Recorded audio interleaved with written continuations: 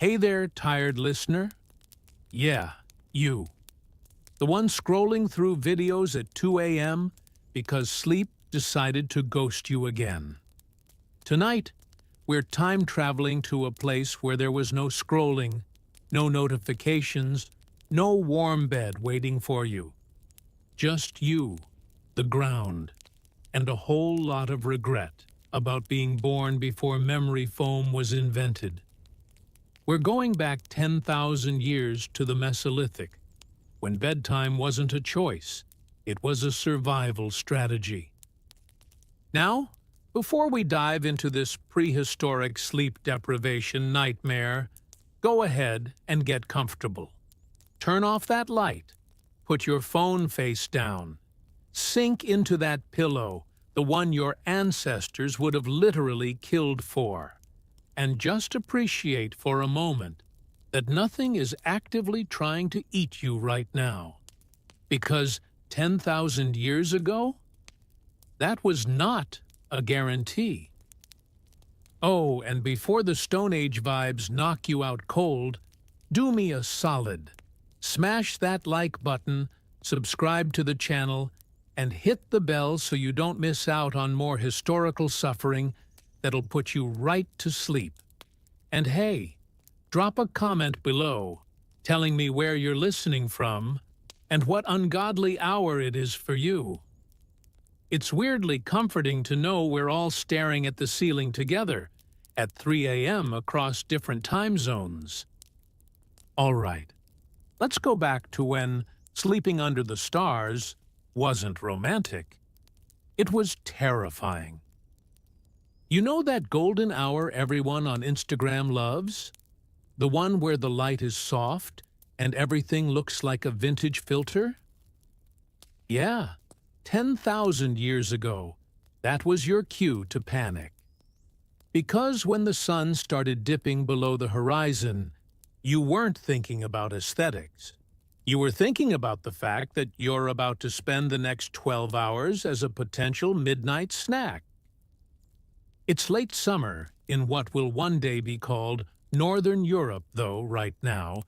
It's just that place with too many trees and not enough mammoths. The air is cooling down fast, and you can feel it on your skin. That's because you're not wearing some cozy North Face jacket. You're wearing animal hide. Deer, maybe. Or if you were lucky during last week's hunt, some kind of aurochs, a massive, now extinct cow that was basically a truck with horns. The hide is stiff, scratchy, and it smells. Not like, I should wash this, smells. Like, something died and I'm wearing it, smells. Because that's exactly what happened.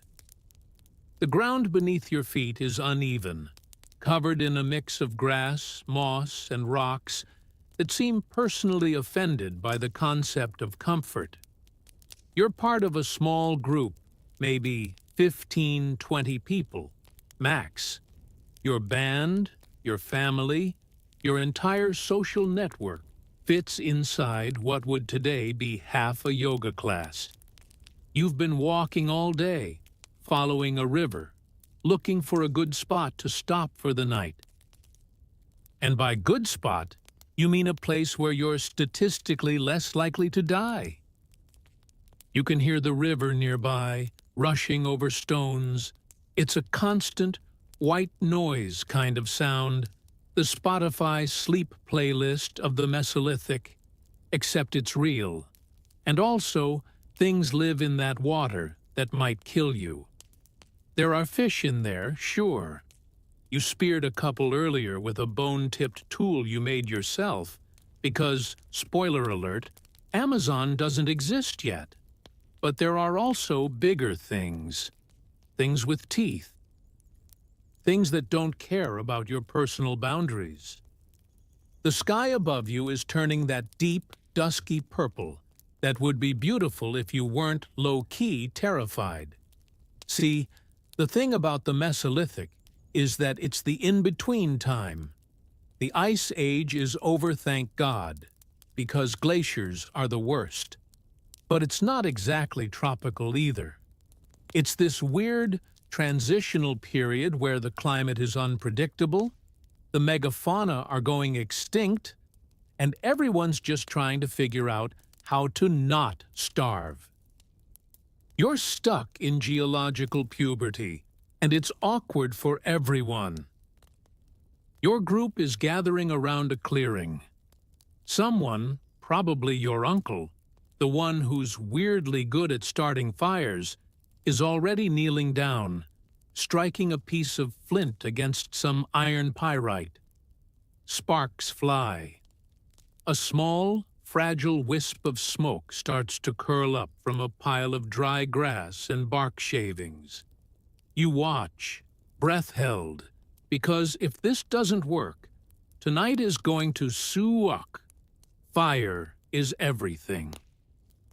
It's your heater, your nightlight, your burglar alarm, your bug spray, and your only psychological defense against the fact that you're sleeping outside in Predator Central.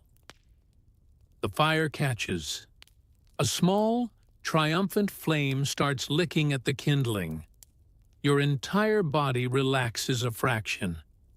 Not completely, because complete relaxation is a luxury you literally cannot afford. But enough. Enough to remember that you're exhausted. Your legs ache from walking. Your feet are blistered inside your hide-and-sinew shoes, which are basically leather bags tied around your ankles. Your shoulders hurt from carrying your tools, your spear, and the fish you caught. Everything hurts, actually. That's just baseline. But you're alive, for now, and that's kind of the whole point. Okay, so you've got fire. Congrats. Now comes the fun part, dinner. And by fun, I mean a culinary experience that would make a modern foodie weep into their artisanal sourdough. You sit down on the ground, because chairs don't exist yet, obviously, and you can feel the cold seeping up through the earth into your bones. Even though it's late summer, the nights get cold fast when you're this far north and there's no central heating. The fire helps, but only if you're close to it. And everyone wants to be close to it. So you're crammed in, shoulder to shoulder with your cousin, your sister, a couple of kids, and that one guy who never stops talking about the time he almost killed a boar. Someone hands you a chunk of fish. It's been speared, gutted, and now it's sort of half-cooked over the open flame. There's no seasoning, no lemon butter sauce, no little sprinkle of dill. It's just fish. Smoky, dry, and vaguely ashy because it fell into the fire for a second, and nobody cared enough to dust it off. You eat it anyway, because calories are calories, and you burned about 18,000 steps worth of energy today just trying to stay alive. You can taste the river in the fish, kind of muddy, kind of metallic. There's a small bone that gets stuck between your teeth, and you have to dig it out with your fingernail, which is caked with dirt, because, again, no soap. Your hands are rough, calloused, and perpetually stained with a mix of earth, blood from gutting animals, and charcoal from the fire. Washing them is not a priority. Washing anything is not a priority. You smell like smoke, sweat, and the general musk of being a mammal without access to deodorant. There's also some kind of root vegetable someone dug up earlier, maybe wild onion, maybe something else. You're not entirely sure. It's been roasted in the coals, and when you bite into it, it's half burnt, half raw, and crunchy in a way that's probably dirt. But it fills your stomach, and that's what matters. Nobody's asking if it's organic. Nobody's worried about carbs. You eat it, and you're grateful, because yesterday you didn't eat much at all. Around you, people are chewing in silence, staring into the fire. Occasionally, someone makes a joke, probably something crude about the guy who tripped into the river earlier, and there's a low ripple of laughter. But mostly, people are tired. Bone tired. The kind of tired that comes from spending every waking hour just trying to survive. One of the older women in the group is chewing on a piece of hide, softening it with her saliva so it can be used to make something, maybe a pouch, maybe a strap for a tool. Her teeth are worn down from years of this, ground flat like she's been chewing gravel. And in a way, she has been. The grit from stone-ground food, the constant gnawing on tough materials, it all adds up. Dental care is not a thing. Tooth pain is just part of life, and you deal with it until you can't anymore. A kid, maybe 6, maybe 7, sits next to the fire, poking at it with a stick. Their eyes are half closed, glazed over with exhaustion. Children don't have bedtimes here. They just pass out when their bodies give up. And that's fine, because honestly, that's what everyone does. Sleep isn't a scheduled event. It's just the thing that happens when you physically can't stay awake anymore. You finish your fish. You wipe your hands on your hide clothing, which does nothing because everything is already filthy. Your stomach isn't full, it never really is, but it's not empty either, and that's a win. Now comes the hard part, the part you've been dreading since the sun started setting, the part that makes every muscle in your body tense up, even though you're exhausted. It's time to sleep. Let's talk about your bed. Or, more accurately, let's talk about the profound absence of your bed. You stand up, brushing ash and fish bones off your lap, and you look around the clearing for a good spot to lie down. And by good spot, you mean a patch of ground that isn't currently occupied by a rock, a root, or a suspicious pile of animal droppings. The bar is low. The bar is subterranean. If you were really lucky, if your group had been planning to stay in this area for more than one night, someone might have taken the time to gather a bunch of grass and pile it up into a sort of makeshift mattress. Ancient humans did this sometimes. There's evidence of it from sites way older than your current timeline. They'd layer grass and leaves, sometimes mix in some ash from the fire to keep bugs away.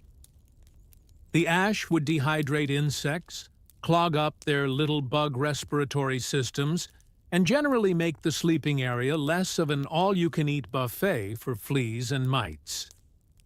But tonight, your group is just passing through.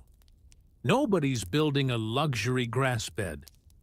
You're nomadic, always moving, following the food sources as they migrate with the seasons. So, you get what you get, and you don't throw a fit. Mostly because throwing a fit burns calories you don't have. You find a spot near the fire not too close, because you don't want to get burned, but close enough that you can feel the warmth radiating toward you. You kick a few small stones out of the way with your foot, which does almost nothing because the ground is basically a minefield of discomfort. You can feel every pebble, every uneven lump of earth pressing into you before you even lie down. You spread out your blanket, which is really just another piece of animal hide. It's not soft, it's not fluffy. It's stiff and kind of crunchy in places where old blood dried into the fibers. You arrange it as best you can, trying to create some kind of barrier between you and the cold, hard ground. It doesn't really work. Then you lie down. Immediately, you regret every decision that led you to this moment. The ground is cold. Not just cool cold, the kind of cold that leaches through your hide blanket, through your clothes, straight into your bones. You can feel a rock digging into your shoulder blade. You shift. Now the rock is digging into your hip. You shift again. Now there's a stick poking you in the ribs. You try lying on your back. Your spine immediately protests because there is zero lumbar support, and also you're lying on the actual earth. You try lying on your side. Your shoulder hurts. You try curling into a ball. Your neck cramps up. There is no position that is comfortable. Comfort is a myth. Comfort is a lie told by future generations who will invent things like pillows and mattresses and not sleeping outside. You pull the hide blanket tighter around you, but it's not big enough to cover everything. If you cover your shoulders, your feet are exposed. If you cover your feet, your shoulders are freezing. You compromise by covering your torso and just accepting that your extremities are going to suffer. Above you, the sky is an explosion of stars. And, okay, yeah, it's beautiful. It's objectively, breathtakingly stunning. There's no light pollution, no city glow, no airplane blinking its way across the horizon. Just pure, unfiltered cosmos. The Milky Way stretches across the sky like someone spilled glitter across a black canvas. You can see more stars than you ever thought existed. But here's the thing about natural beauty when you're exhausted and uncomfortable. You don't care. You're not lying here thinking, wow, what a gift to witness the majesty of the universe. You're thinking, my back hurts, and I'm cold, and why is there a bug crawling on my face? Because, oh yeah, bugs. The moment you settle down, they appear. Flies, gnats, mosquitoes, all of them apparently very interested in exploring your ears, your nostrils, your mouth. You swat at them, but they're persistent. They're everywhere. One of them bites your ankle. You scratch it. Another one buzzes near your ear, that high-pitched whine that makes you want to commit insect murder. You do commit insect murder. It doesn't matter. There are reinforcements. You pull the hide up over your head, creating a little cave of stale air and body heat. It's stuffy, and you can smell yourself, smoky, sweaty, vaguely feral. But at least the bugs can't get to your face. You close your eyes, and then you hear it. A sound, distant, low, somewhere out in the darkness beyond the fire's glow. Your eyes snap open. Okay, so here's the deal with nighttime 10,000 years ago. It's when all the stuff that wants to kill you clocks in for their shift. You're lying there, stiff as a board now, every muscle tensed, listening. The fire crackles. Someone across the clearing coughs. A baby whimpers and is quickly shushed by its mother. And underneath all of that, you can hear something. It's probably nothing. It's probably just the wind moving through the trees. Or maybe a deer passing nearby, minding its own business. But your brain doesn't care about probably. Your brain is running through a greatest hits compilation of every predator that might be out there right now, circling your camp, deciding if you look like a good meal. Let's talk about who's on that list, shall we? First up, big cats. We're talking leopards, possibly lions, depending on exactly where in Europe you're camped out. These guys are ambush predators, which means they're really, really good at being quiet until they're not. They hunt at night, because night is when they're prey. Ake, you can't see them coming. A leopard can drag a full-grown human up into a tree to snack on later. Just casually, like it's no big deal. Then there are the wolves, packs of them roaming through the forests, coordinating their attacks like a well-oiled prehistoric murder machine. They're smart, they're patient, and they're absolutely willing to test your group's defenses if they think there's a chance of picking off someone who's weak, young, or stupid enough to wander away from the fire. Oh, and depending on where you are and how unlucky you are, there might still be some megafauna hanging around. Cave bears extinct now, but not quite yet. Short-faced bears also on their way out, but still very much capable of ruining your night if one decides your camp smells interesting. And if you're really spectacularly unfortunate, maybe even a straggling saber-toothed cat, though by 10,000 years ago, most of them are gone. The point is, you are not the apex predator, not even close. You're somewhere in the middle of the food chain, and the things above you on that chain are very much awake right now. You listen. The sound comes again, a rustling maybe, a branch snapping. It's hard to tell because your heartbeat is suddenly very loud in your ears. You glance toward the fire. It's still burning, but it's not huge. It's a campfire. Not a bonfire. The light only reaches so far, maybe 10, 15 feet. Beyond that, darkness. Pure, impenetrable. Anything could be hiding in their darkness. And that's where fire becomes your best friend and also your only friend. Because here's what fire does. It keeps predators at bay most of the time. Animals don't like fire. It's unpredictable. It's dangerous. It's not part of their natural world. So as long as the fire stays lit, you've got a buffer zone, a circle of relative safety where the things in the dark are less likely to come investigate. But less likely is not the same as definitely won't.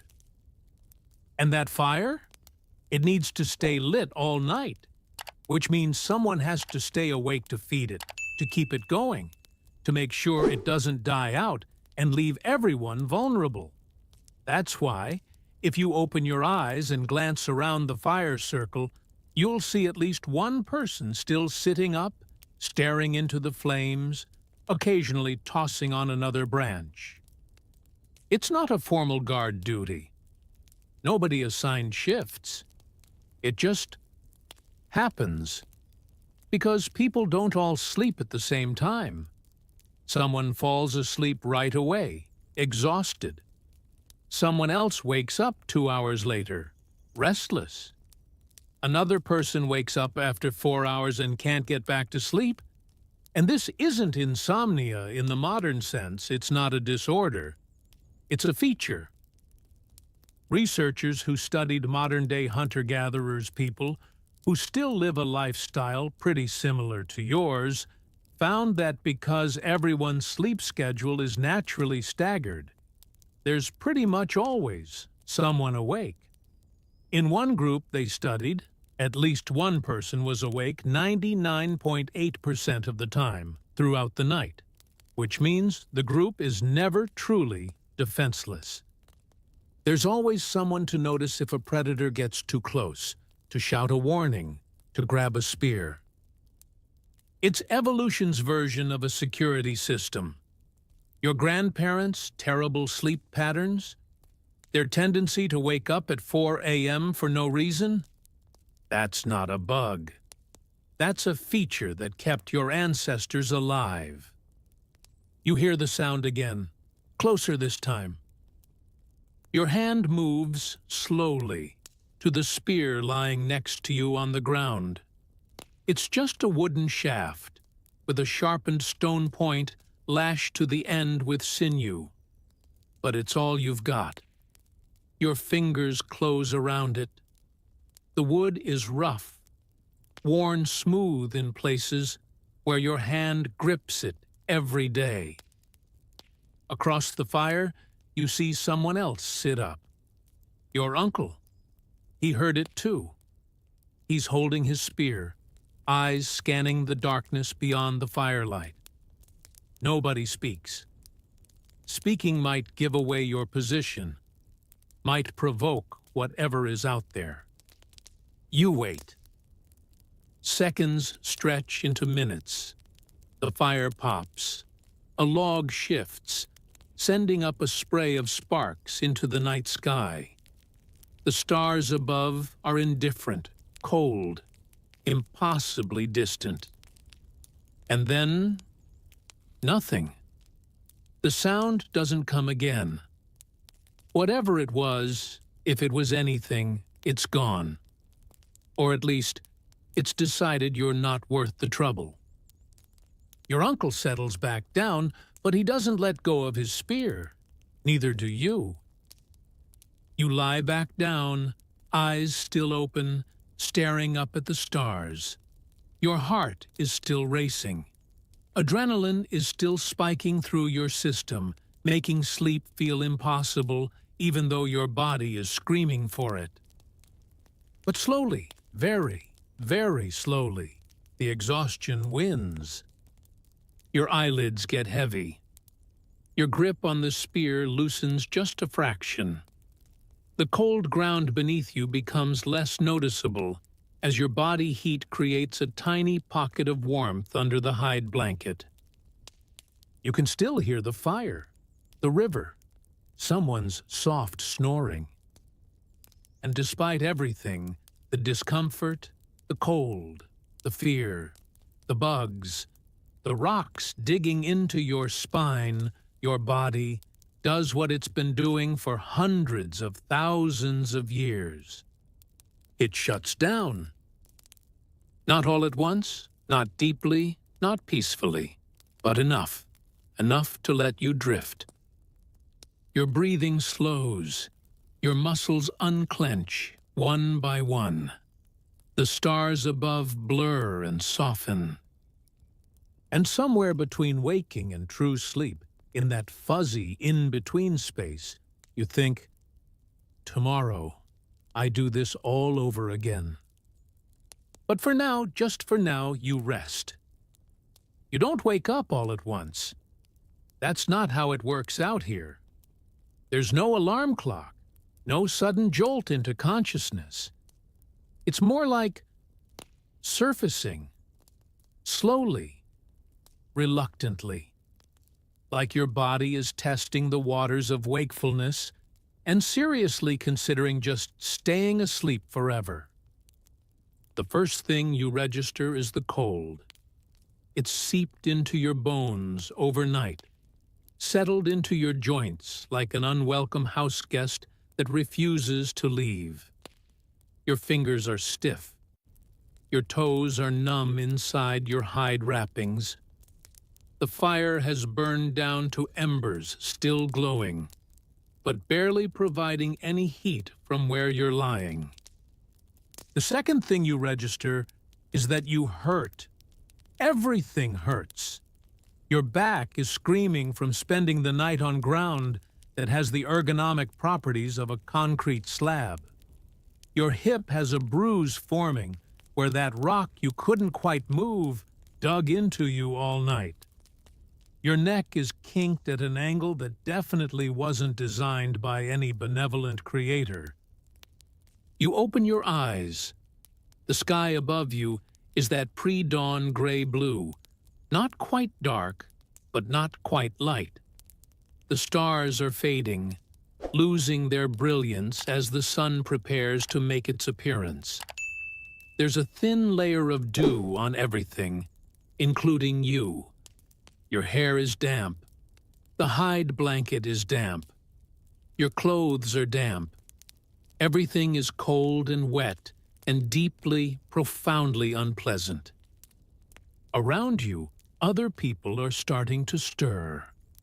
Someone coughs, a wet, rattling sound that echoes in the quiet morning air. Another person groans and shifts position, their joints popping audibly. A child whimpers, cold and uncomfortable, and is quickly shushed by their mother.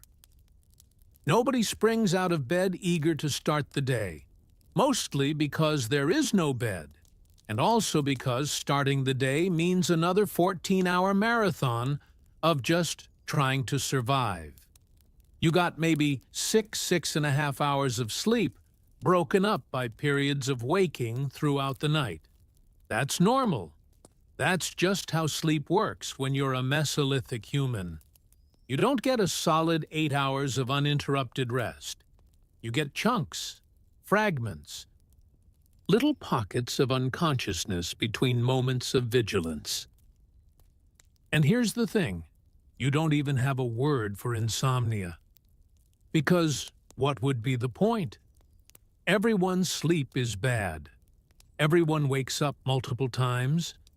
Everyone lies there in the dark, cold and uncomfortable, waiting for their body to drag them back under. It's not a disorder. It's just Tuesday. You sit up slowly, every vertebra in your spine protesting. The hide blanket falls away, and the morning air hits your skin like a slap. You're still wearing the same clothes you wore yesterday, because, spoiler alert, you only have one outfit. There's no pajamas, no fresh change of clothes waiting for you. You wear what you've got until it literally falls apart, and then you make new clothes, which is a whole ordeal involving killing an animal, skinning it, scraping the hide, treating it, and sewing it together with bone needles and sinew thread. Your mouth tastes like something died in it, which, technically, something did. You ate fish last night, and bits of it are still wedged between your teeth.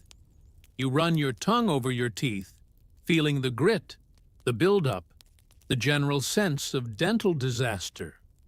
Brushing your teeth isn't really a thing yet.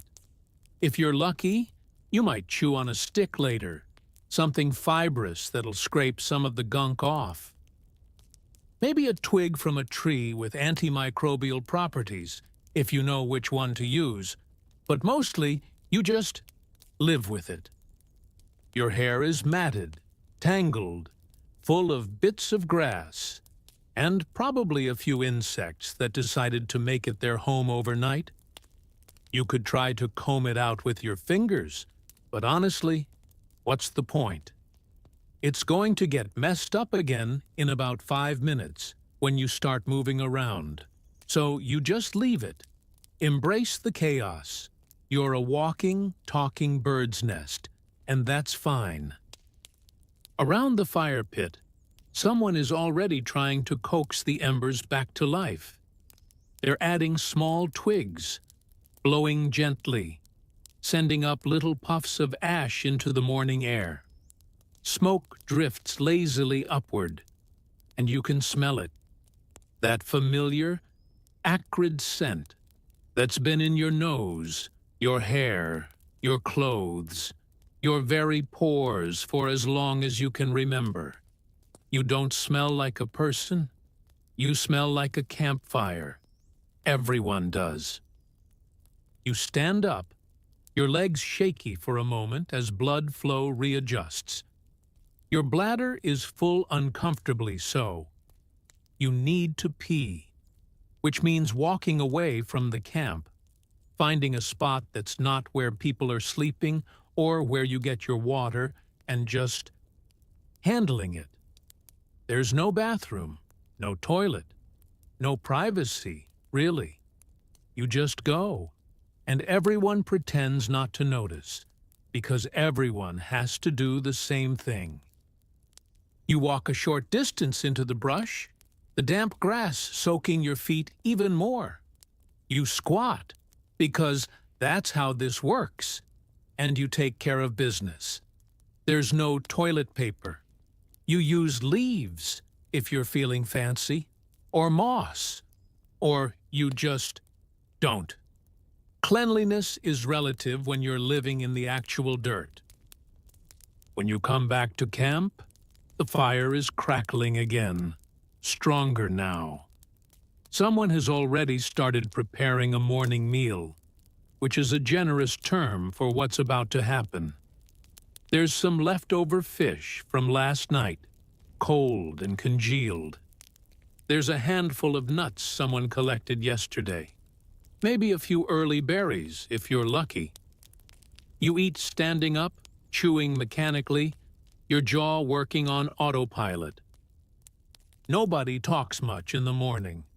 People are tired, sore, not particularly thrilled about facing another day of hard labor just to stay alive. But there's no choice. No calling in sick, no mental health day. You get up, you eat whatever you can find, and you get to work. Because the sun is coming up, and that means it's time to move. Okay, so you've survived the night. You've woken up in various stages of discomfort. You've consumed something that technically qualifies as breakfast. Now what? Now comes the part where you work, all day, every day, until you physically can't anymore. Welcome to the Mesolithic hustle culture, where rise and grind isn't a motivational hashtag. It's just a factual description of your life. You're grinding grain on stones. You're grinding your body down through constant physical labor. You're grinding your teeth at night because stress is apparently a prehistoric condition too. Your group is semi-nomadic, which is a fancy anthropological term that means you walk a lot. You follow food sources. You track animal migrations.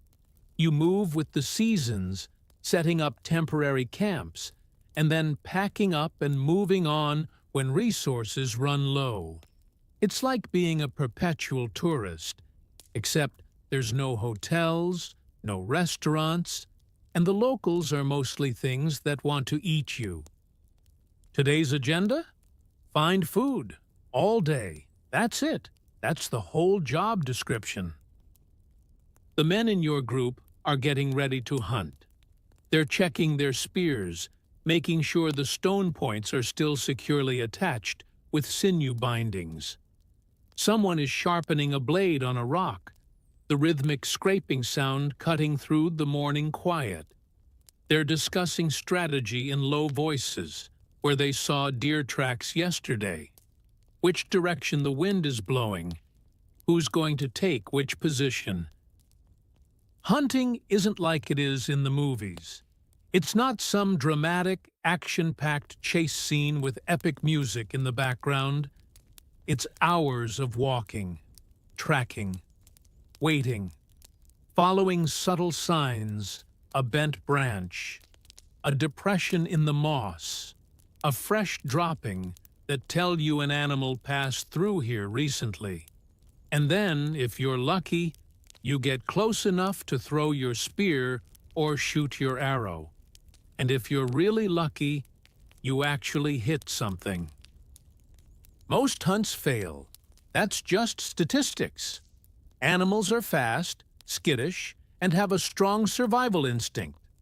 But when a hunt succeeds, that's meat for days, that's fat, protein, calories that'll keep the group going. That's everything. The women, and, okay, let's be clear, these gender roles aren't as rigid as Victorian England, but there are patterns tend to focus on gathering, which sounds easier than hunting, but let me tell you, It's not. You're walking just as much, if not more. You're carrying baskets or hide pouches full of whatever you find. Roots, nuts, berries, edible plants, bird eggs if you can reach a nest. You're kneeling, squatting, bending, digging. Your back is on fire. Your knees are screaming. Your hands are scratched from thorns and rough bark. And you have to know what you're looking for. You can't just grab any random plant and hope for the best. Some things are edible. Some things will make you sick. Some things will straight up kill you. You learned from your mother, who learned from her mother, who learned from hers, an oral tradition of botanical knowledge passed down through generations. There's no field guide, no app, just memory and experience. Today, you're foraging along the riverbank. The ground is soft, muddy, and your feet sink slightly with each step. You can hear the water rushing nearby, a constant background noise. You're looking for wild onions, maybe some cattail roots if you can find them.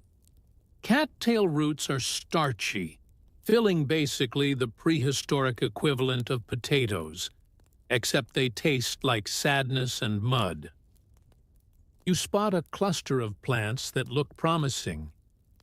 You kneel down mud immediately soaking into your already damp clothes, and you start digging with a sharpened stick. The earth is cold, wet, packed tight. Your fingers are numb as you scrape away soil, searching for the root beneath. Finally, you feel it. You pull.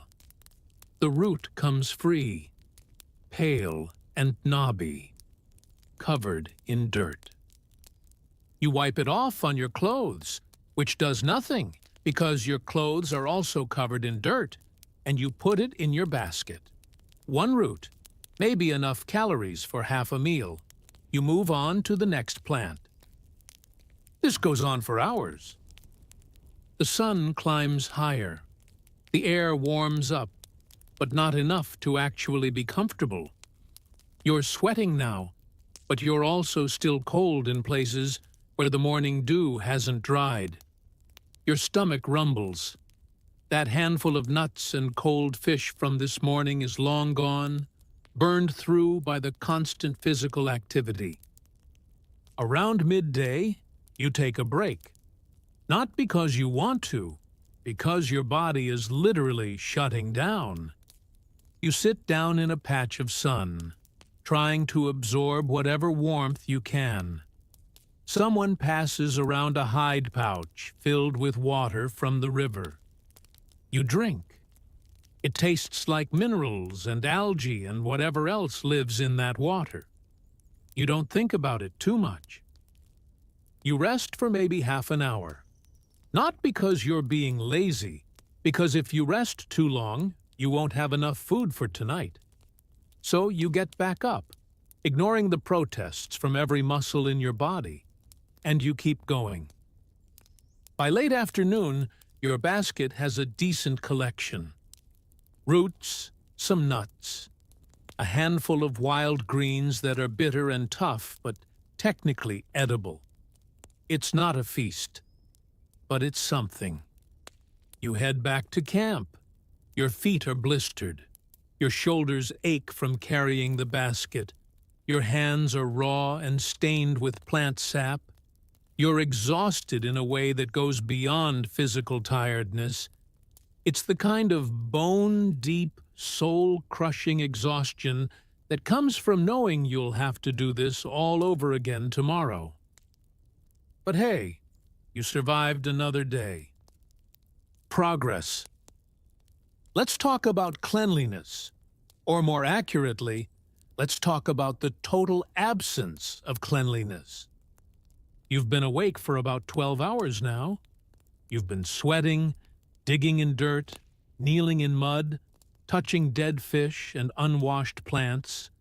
You smell like a combination of body odor, smoke, river water, and decomposing vegetation. And guess what?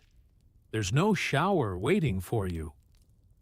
Bathing, in the sense that you would recognize it, doesn't really exist yet. Sure, humans have probably been washing themselves in rivers and lakes for a long time. Water is water, after all.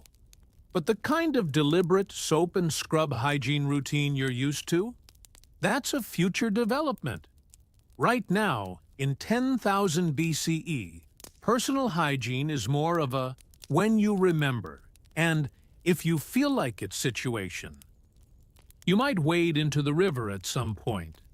Not to bathe, exactly, but maybe to cool off, or to rinse mud off your hands, or just because you're thirsty and figured you'd multitask.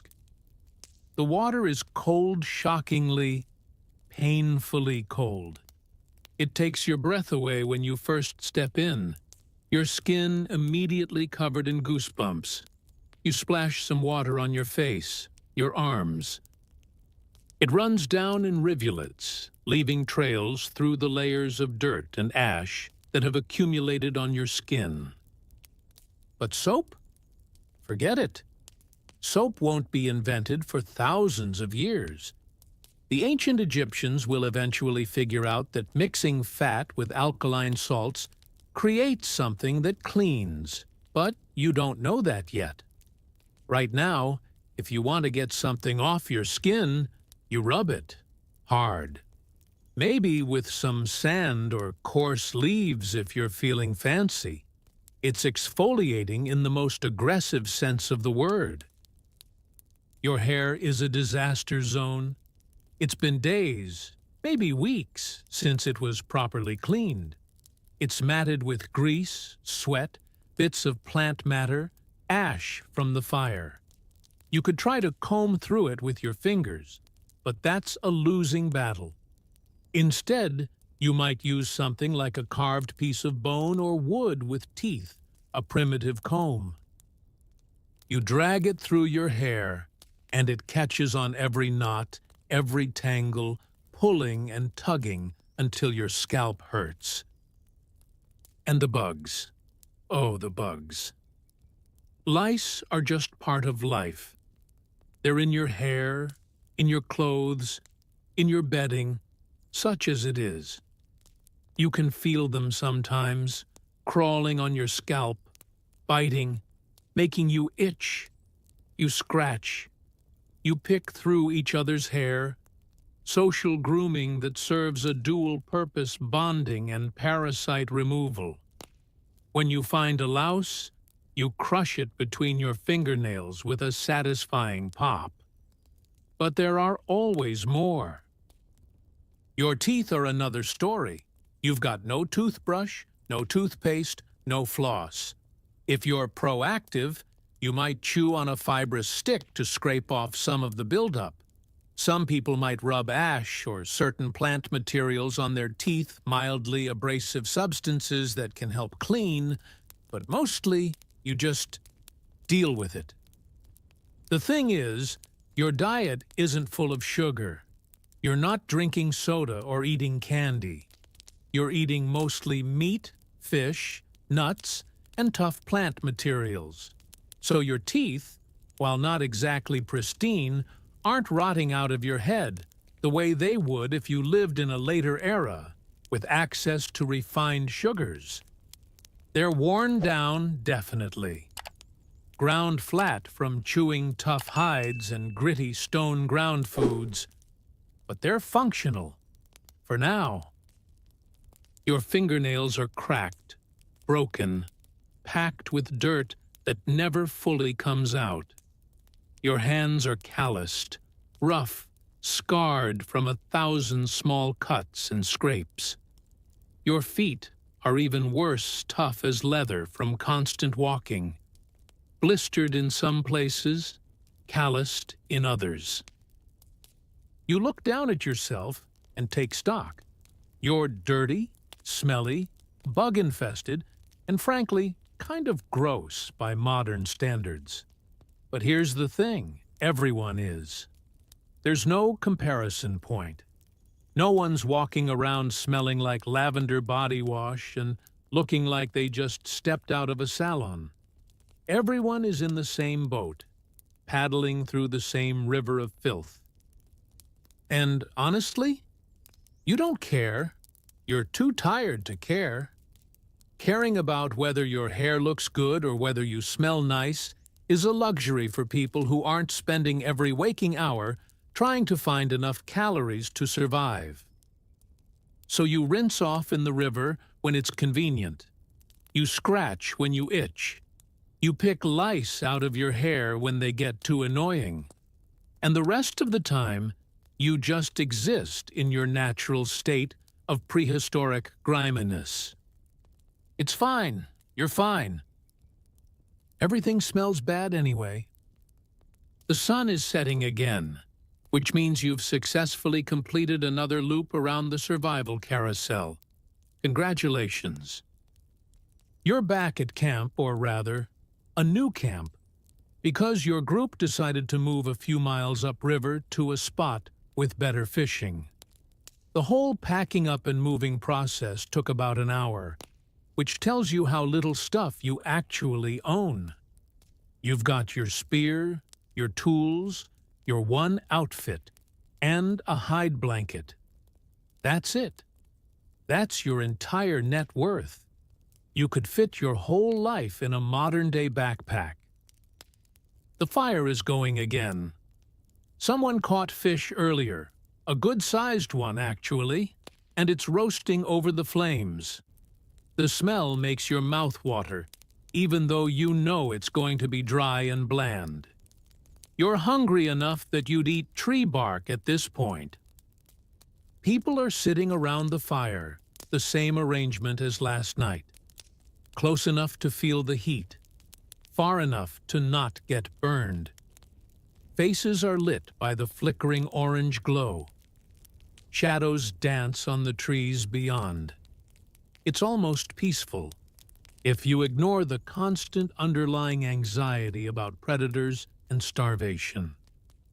Someone starts telling a story. It's about a hunt from years ago, embellished, definitely, because the deer in the story is described as being the size of a modern-day moose. But people listen anyway, because stories are entertainment, education, and cultural memory all rolled into one. There's no TV, no books, just oral tradition, passed down through generations, keeping history and knowledge alive through words alone. You eat your portion of fish. It's hot, at least, which is nice. You burn your tongue a little because you're too hungry to wait for it to cool down. You chew slowly, making it last, because once it's gone, that's it until tomorrow. The sky darkens. Stars begin to appear, one by one, like someone's turning on tiny lights across a massive ceiling. The temperature drops. You pull your hide blanket tighter around your shoulders. And then, with the inevitability of a mortgage payment, comes the realization it's time to sleep again. You find your spot, a different patch of ground, but equally uncomfortable. You lie down. The rocks dig in. The cold seeps through. The bugs arrive. Same as yesterday. Same as tomorrow. You stare up at the stars. Millions of them, glittering against the black velvet of space. Beautiful. Indifferent. Eternal. Your eyes get heavy. Somewhere in the distance, an animal calls out low, haunting, impossible to identify. You grip your spear. And you close your eyes. Welcome to another night under the stars, 10,000 years ago. Same as it ever was. Let's get real for a second. We've covered the sleeping, the eating, the general discomfort of existing 10,000 years ago. But there's a whole category of human experience we haven't touched yet. The stuff that happens to bodies. The stuff that, if you're living in the Mesolithic, you deal with without hospitals, without doctors, without so much as an ibuprofen. You're lying there under the stars, trying to sleep, and your body decides now is a great time to remind you that it's a biological organism with needs, malfunctions, and occasionally catastrophic failures. Let's start with something simple. You get sick. Not call in sick to work and binge Netflix sick. Not take some Dayquil and power through sick. You get actual, no modern medicine, your body is rebelling against you sick. Maybe it's something you ate a plant that looked edible but wasn't, or fish that was slightly off. Maybe it's an infection from a cut that got dirty, which is every cut, because everything is dirty. Maybe it's just bad luck, a virus or parasite that your immune system has never encountered before. Your fever spikes. Your body aches in ways that make the usual daily discomfort seem quaint.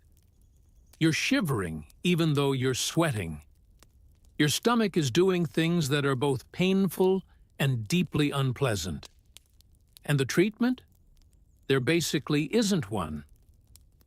If you're lucky, if your group has accumulated some generational knowledge, someone might know which plants have healing properties.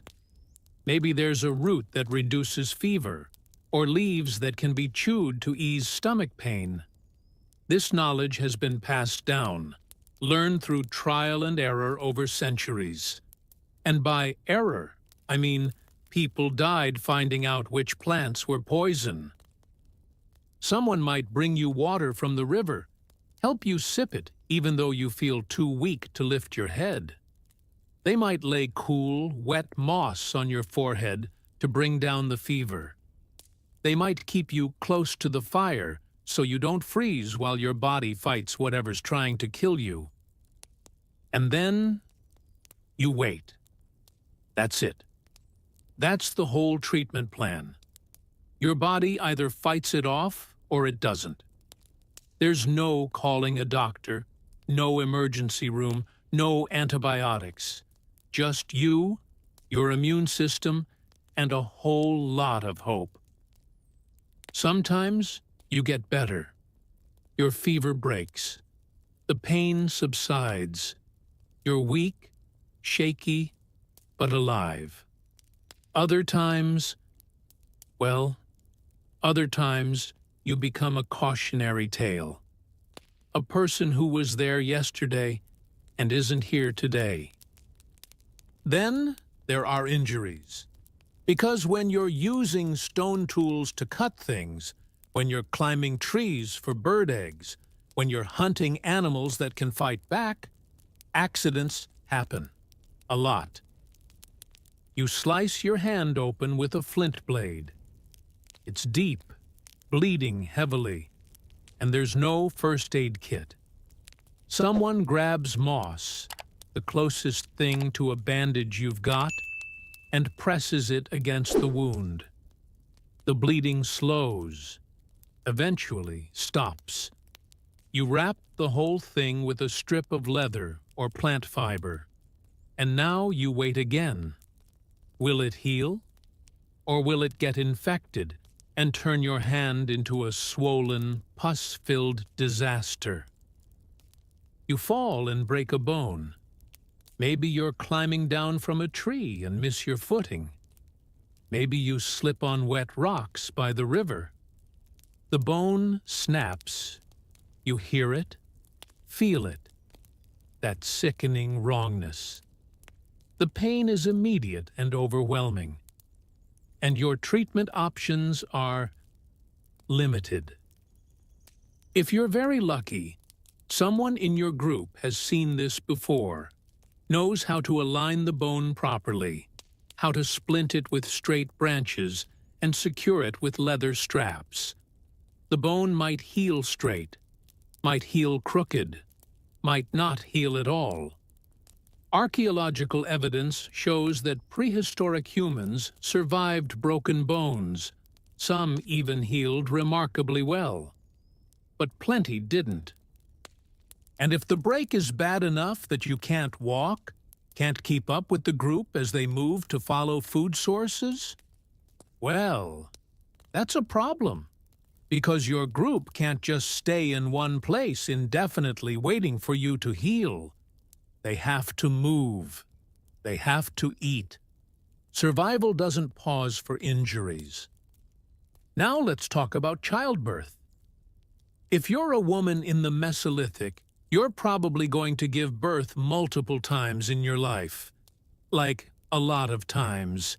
8 to 10 kids on average, according to research on Neolithic populations, because there's no birth control, no family planning, just biology doing its thing, over and over. And each time you give birth, there's a very real chance you might die. Childbirth. 10,000 years ago is not the sanitized, hospital-monitored event you might be familiar with. There's no epidural, no C-section option if things go wrong, no sterile environment. You're probably in your shelter or outside, if it's warm enough, surrounded by other women from your group who've done this before.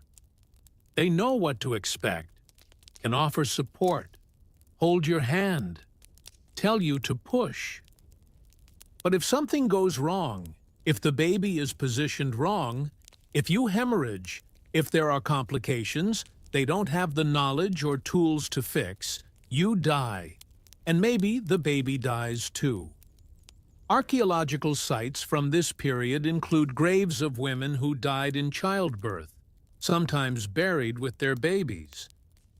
The women who survive, who make it through labor, who don't bleed out or die from infection afterward, they get up and go back to work within days. Because there's no maternity leave in the Mesolithic.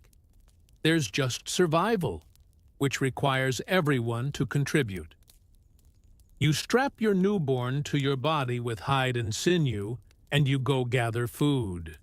You nurse them while walking, while working, while sitting by the fire at night. Your milk is their only food source for months, maybe over a year. And you're doing this while also feeding yourself on a diet that's never quite enough. Infant mortality is brutal. Not every baby makes it to their first birthday.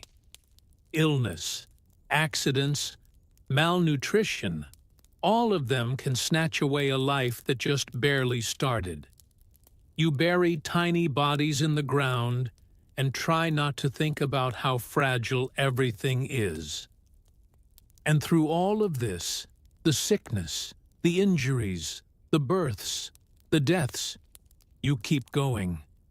Because what's the alternative? You bind your wounds with moss. You set your broken bones with sticks. You birth your babies on the ground. You bury your dead and move on to the next camp. You're tougher than you ever wanted to be, not by choice, by necessity. And tonight, lying under these stars, your body aching from a dozen different sources of pain, you close your eyes and hope that tomorrow isn't the day something goes catastrophically wrong. Because eventually, for everyone, that day comes. Just not tonight. Please, not tonight. It's been maybe 3 hours since you fell asleep. Or maybe 4. Honestly, you have no idea. There's no clock, no phone screen to check, just the position of the stars, which you'd have to sit up to see, and you're too tired to bother. You wake up, not because anything specific woke you, no noise, no danger, no emergency. You just wake up, your eyes open. Your brain clicks back online, and you're staring up at the darkness, fully conscious, wondering why your body has betrayed you like this. This is normal, by the way. Waking up in the middle of the night isn't insomnia when you're living 10,000 years ago. It's just how human sleep works when you're not artificially extending it with blackout curtains and alarm clocks. Your ancestors' sleep was segmented, broken into chunks throughout the night. You'd sleep for a few hours, wake up for a while, then sleep again until dawn. Historians who study pre-industrial sleep patterns found that this was common even in recent centuries. People would talk about first sleep and second sleep like it was the most natural thing in the world. Because it was. The 8-hour uninterrupted sleep cycle? That's a modern invention. Your brain doesn't know that. Your brain is still running on Stone Age software. So you're awake. Now what? You lie there, listening. The fire has burned down to a dull glow embers that barely provide light, let alone heat. Someone across the camp is snoring, a rhythmic rattling sound that echoes in the quiet. A baby somewhere nearby makes a small, sleepy noise, and then goes quiet again. The stars above are impossibly bright. Without any light pollution, without any artificial light at all beyond your dying campfire, the night sky is a riot of pinprick lights scattered across infinite darkness. The Milky Way stretches overhead like a river of light, so dense with stars that it looks almost cloudy. It's beautiful, objectively, stunningly beautiful, and you have nothing else to do but look at it. This is one of those moments that historical recreation can never quite capture. The sheer amount of time you spend doing nothing. No entertainment, no distractions, just you, your thoughts, and the universe. You think about tomorrow. Will the hunters catch anything? Will you find enough plants to supplement the meal? Is the weather going to hold? Or are you going to get caught in a storm? You think about the past. That time 2 summers ago when someone in your group got attacked by a wild boar and nearly died. The winter when food was so scarce that people started looking gaunt, hollow-eyed, moving slower each day. The birth last spring that went wrong, when they had to bury both mother and baby. You think about nothing. Just let your mind drift, formless and empty, floating in the dark. This is meditation, basically. Except you're not doing it on purpose, with a guided app and calming music. You're doing it because there's literally nothing else to do. Your brain, without the constant stimulation of modern life, just exists. Quiet, present, kind of bored, honestly. You're cold. The temperature has dropped as the night progressed, and your hide blanket isn't doing much anymore. You curl tighter into yourself, trying to conserve body heat. Your feet are numb. Your fingers ache. Across the fire pit, you see movement. Someone else is awake. An older man, your mother's brother, sitting up, feeding small branches into the embers. The fire flickers back to life, weak but warming. He doesn't look at you. You don't call out to him. There's an understanding.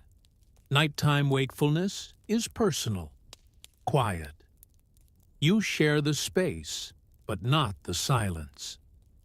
He might stay awake for an hour, maybe more. Then he'll lie back down, and someone else will wake up. And the rotation continues. All night, every night, someone is awake. It's not planned. It's not organized. It just happens. A natural consequence of how human sleep works when left to its own devices. And this staggered wakefulness is why your species survived. Because the predators don't sleep on a schedule either. They hunt when they hunt. They creep close to campfires when they feel bold or desperate. And if everyone in your group was deeply asleep at the same time, you'd be easy prey. But there's always someone awake. Always someone to notice the eyes reflecting firelight at the edge of the clearing. Always someone to shout a warning, grab a spear, wake everyone else up. Your terrible sleep pattern isn't a bug. It's the feature that kept your ancestors alive long enough to become your ancestors. You lie there for what feels like forever. Could be 20 minutes, could be an hour. Time is meaningless when you have no way to measure it. Eventually, your eyelids start to droop again. The cold fades slightly as your body heat builds up under the blanket. The sounds of the night, the river, the fire, the breathing of sleeping people blend into a kind of white noise that pulls you back under. You slip back into sleep. Not deeply, not immediately, but gradually, like sinking into cold water 1 inch at a time. And in a few hours, you'll wake up again, because that's just how it works. Welcome to the sleep cycle of your ancestors. Fragmented, interrupted, and somehow perfectly adapted to keeping you alive. Sweet dreams, sort of. There's something moving near your face. You can feel it, a light, tickling sensation across your cheek, heading toward your ear. Your hand moves automatically, swatting at it in your half-asleep state. The sensation stops. Then, 30 seconds later, it's back. Welcome to the prehistoric bug experience, where the insects have free reign, and you're basically an all-night buffet. We've talked about lice already, those permanent residents in your hair and clothes, but let's expand the conversation to include their many, many friends. Because 10,000 years ago, you're not just sharing your sleeping space with other humans. You're sharing it with an entire ecosystem of invertebrates. Mosquitoes are the obvious ones. They're everywhere near water, which is where you have to camp because you need to drink. They swarm at dusk, filling the air with that high-pitched whine that makes you want to commit insect genocide. They land on any exposed skin your face, your hands, your ankles, where your hide wrapping has come loose. They bite. You itch. You scratch. The bite swells up, a raised welt that you can feel even if you can't see it in the darkness. And it's not just itchy. Sometimes those bites carry things. Diseases, parasites, little microscopic horrors that get into your bloodstream and make you sick in ways you can't understand because you don't know what germs are. You just know that sometimes people get bitten, and then they get sick, and sometimes they die. And there's nothing you can do about it. Fleas are another constant companion. They live in the hide blankets, in your clothes, probably in your hair along with the lice. You can feel them jumping, tiny pinprick sensations as they move around. They bite, two small, itchy bumps that cluster around your ankles and waist. You scratch until you bleed, and then you keep scratching because the itching doesn't stop. Then there are the things you can't see at all, but definitely know are there. Mites, microscopic parasites living in your skin, your bedding, your food. Intestinal worms that you got from eating undercooked meat or drinking contaminated water. They're inside you right now, feeding off your nutrients, making you tired, making you weak, making your stomach hurt. And you have no idea. You just know you feel bad a lot. Everyone does. Feeling vaguely unwell is just the default state of existence. The smoke from the fire helps a little. It keeps some of the flying insects away, makes them less enthusiastic about landing on you. That's part of why you sleep as close to the fire as you dare, not just for warmth, but for the protective smoke barrier. But it also means you're breathing smoke all night. Your lungs, your throat, constantly irritated by the particles in the air. You cough sometimes, a dry, hacking sound. Everyone does. Respiratory issues are just part of life when you live with fire. You shift position, trying to find a spot where fewer rocks are digging into you, and hopefully fewer bugs are interested in you. It doesn't really work. The rocks are everywhere. So are the bugs. Something larger moves in the darkness beyond the firelight. Not close, maybe 50 feet away. Maybe more. You hear the rustle of brush, the snap of a twig. Every person around the fire tenses simultaneously. The one person who's awake and tending the fire grabs their spear, stands up, staring into the darkness. Everyone waits, listening, watching for eyes to reflect the firelight, for a shape to emerge from the shadows. The sound doesn't come again. Whatever it was, animal probably, just passing through, it's moved on. Or maybe it's still there, watching, waiting for the fire to die down further. You don't know. This is the constant background anxiety of sleeping outdoors in an era full of predators. You never feel completely safe. Even when nothing happens, the possibility that something could happen is always there. Your heart is still racing from the adrenaline spike. Your grip on your own spear lying next to you, always within reach, hasn't loosened. You tell yourself to relax, to go back to sleep. Your body doesn't listen. You lie there, eyes open, watching the stars slowly wheel overhead. You feel the bugs crawling on you, biting you, making you itch. You feel the cold, the discomfort, the perpetual low-level pain of existing in a body that's been worked hard and given minimal rest. And you think, this is life. This is just what life is. There's no better version waiting for you. No upgrade, no escape. This is it. So you close your eyes again. You accept the bugs, the cold, the fear, the discomfort. You let it all blend into background noise. And somehow, impossibly, you drift back toward sleep. Because what else are you going to do? The sky is starting to change.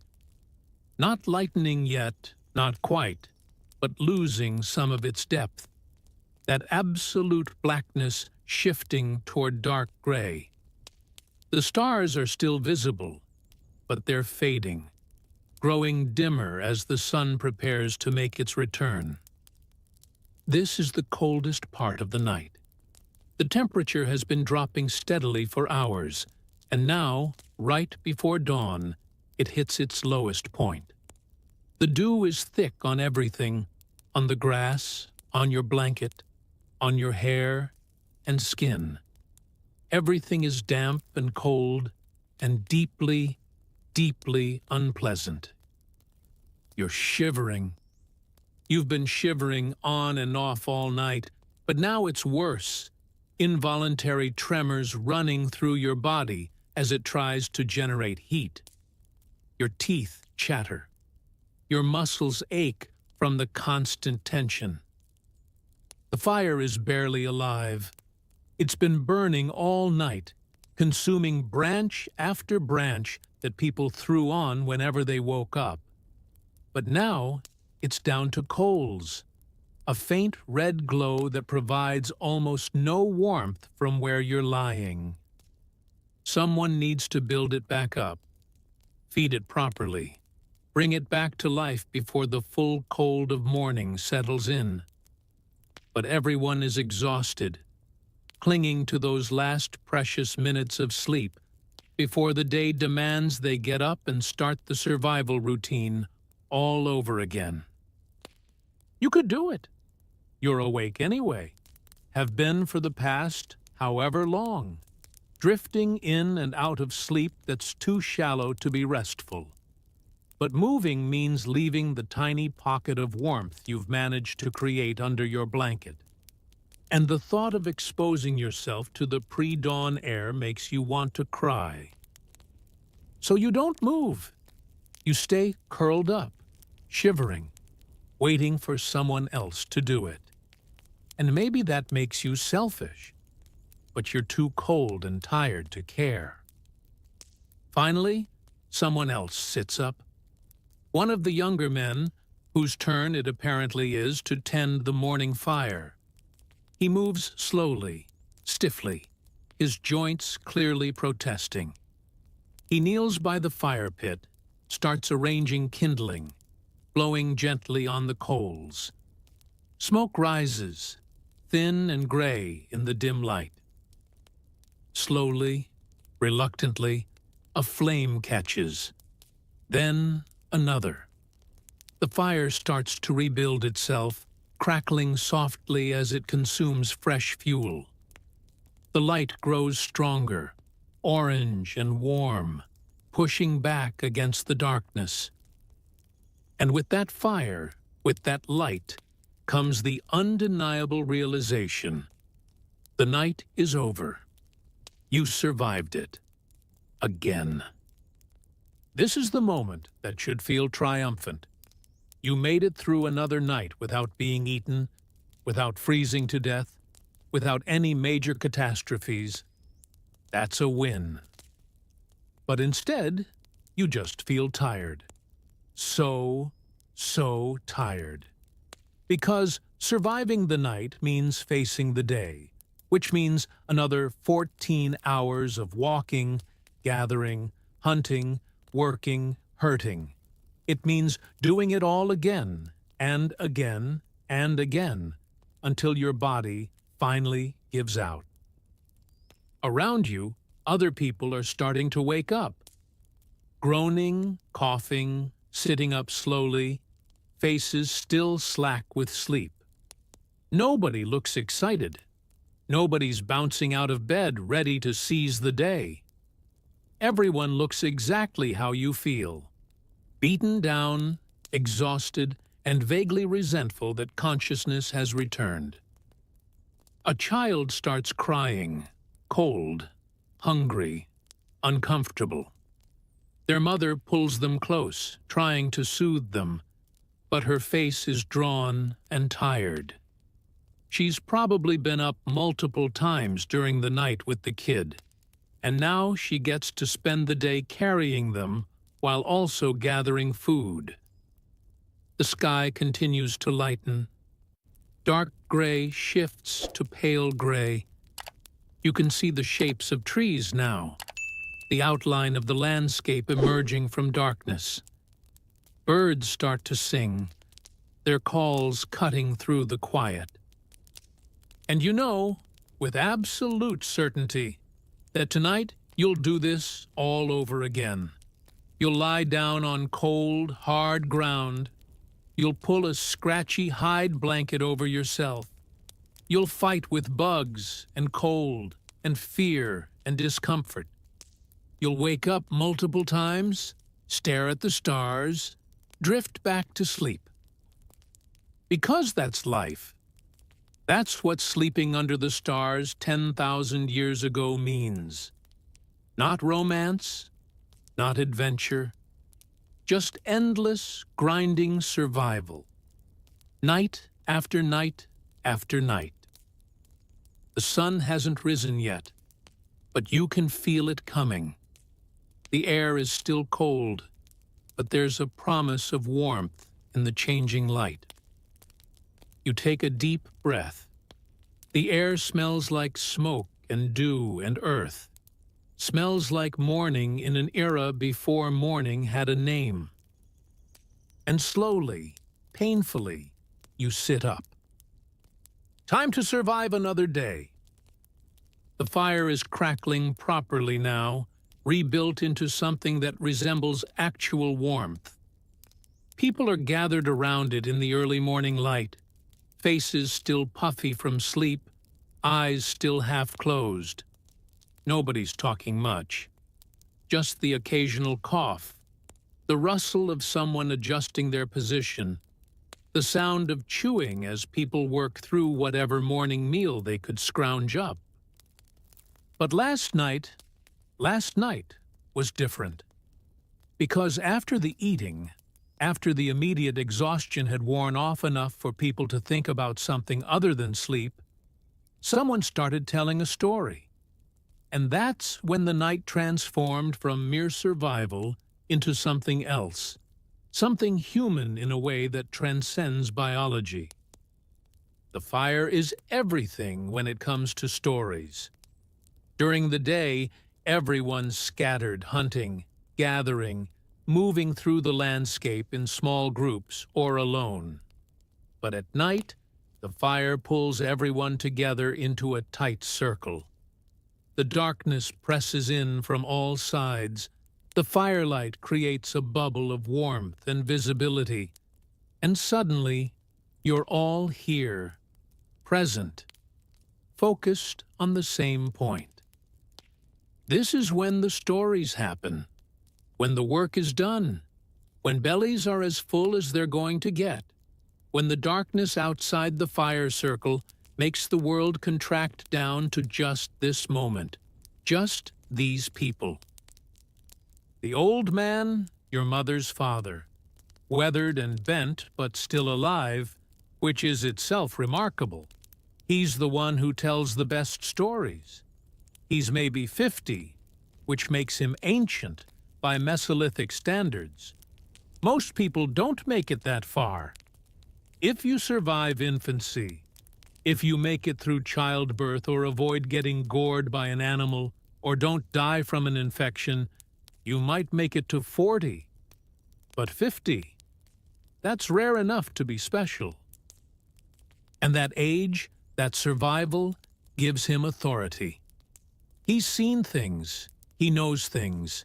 He carries in his head the accumulated knowledge of decades, which plants are safe, where the good hunting grounds are, how to read the weather, how to navigate by the stars.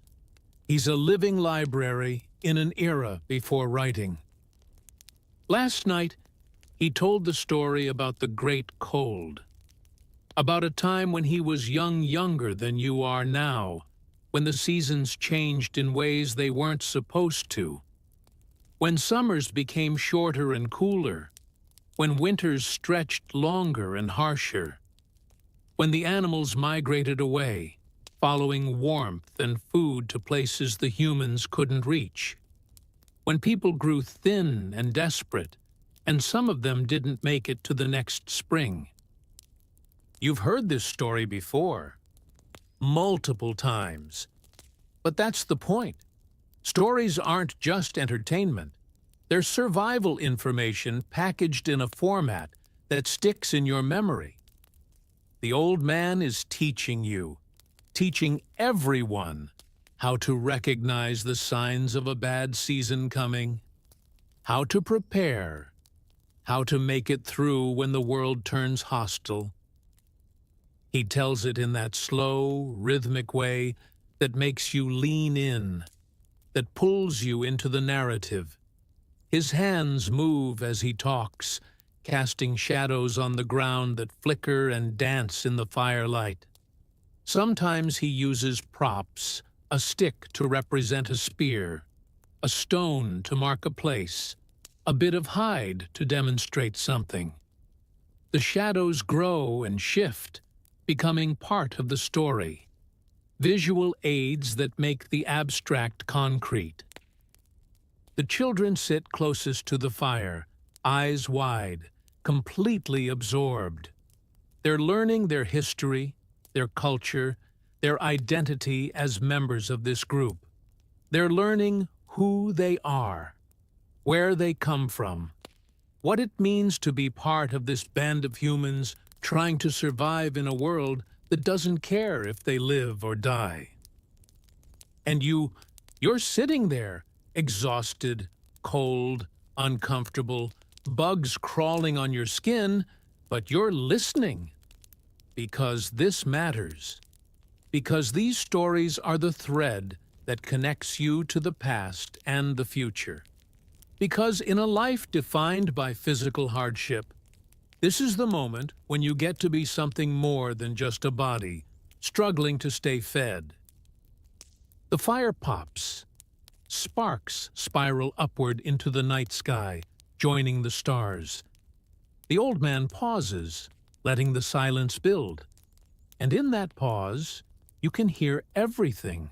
The river, the wind in the trees, the breathing of 20 people gathered in a circle, held together by nothing more than light and sound. Then he continues, and you listen. And for a little while, the cold doesn't matter quite so much. You know what the really wild thing is about living 10,000 years ago? You actually understand the sky. Not in the abstract. Yeah, stars are pretty way that modern people experience on a camping trip. You know the sky, intimately. The way you know the faces of your family members, the way you know which plants are safe to eat. Because the sky is how you tell time, navigate, predict the weather, and mark the seasons.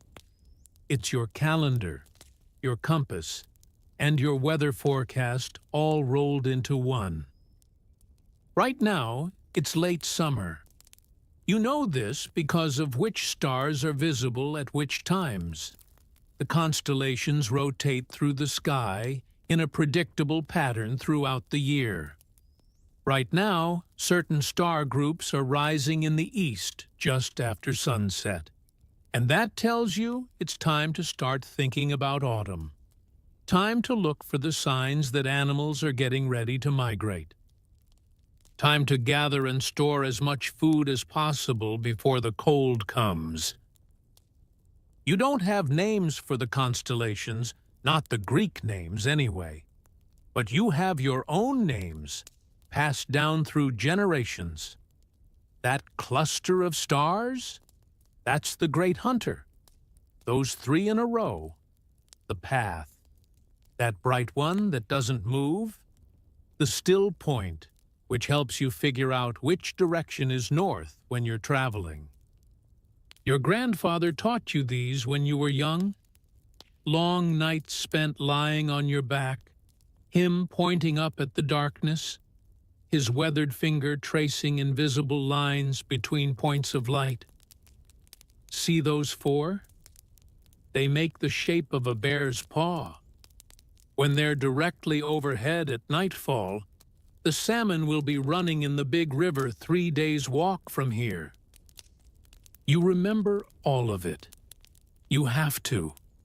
There's no writing it down, no looking it up later. It's all in your head, memorized through repetition and practice. And someday, you'll teach it to your children, and they'll teach it to theirs. An unbroken chain of astronomical knowledge stretching back generations and forward into a future you'll never see. The moon is important too. It marks time in a more immediate way than the stars. Its cycle from new to full to new, again takes about as long as, well, you don't have a word for month, but you know the pattern. You know that certain things happen. When the moon is full, tides are stronger if you're near the coast. Some animals are more active. Hunting is easier because you can see better at night. The women in your group pay close attention to the moon. Its cycle matches their own cycles, and there's something significant in that, something that gets talked about in hushed tones around the fire. Connections between the sky and the body, between the cosmos and human fertility. You don't fully understand it, not all of it, but you know it matters. Weather prediction is part art, part science. You watch how the sunset looks. Certain colors and cloud patterns mean rain is coming. You notice how the wind shifts, how the air smells different before a storm. You observe animal behavior, birds flying low, insects swarming, fish jumping more frequently. All of these are signs, data points that help you predict what's coming. Because getting caught in a storm when you're sleeping outside is not just uncomfortable, it's dangerous. You need to know when to seek better shelter, when to hunker down, when to stay put or move on. The sky tells you all of this if you know how to read it. Tonight, the sky is clear. That's good. Clear means cold, but it also means dry. You can handle cold better than you can handle wet. Rain soaks through your hides, makes the fire nearly impossible to maintain, turns the ground into cold mud. Clear is preferable. You lie there, looking up, and you can identify dozens of individual stars. Not because you're an astronomy nerd, because this is baseline knowledge for staying alive. That bright one there? It's the evening star, and when it's visible right after sunset like this, it means autumn is approaching. That fuzzy patch? It's not one star, but many, clustered together, and it's called the swarm.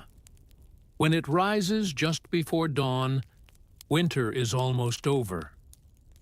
The sky rotates slowly overhead as the night progresses. If you were to stay awake all night, which you will, periodically, in those fragmented chunks of Mesolithic sleep, you'd see the entire celestial sphere turn, the still point remaining fixed, while everything else wheels around it. It's beautiful, yes, but more than that, it's useful. It's information. It's how you navigate a world without maps, without GPS, without written calendars. The sky is your infrastructure, your technology, your user interface for understanding the passage of time. And you're fluent in it. Every person in your group is, because this knowledge isn't optional. It's not a hobby or a special interest. It's survival. The stars turn, the night deepens, and you read the sky like a book that was written specifically for you. Quiet is different here. Not silent. It's never silent when you're outside, but quiet in a way that modern humans rarely experience.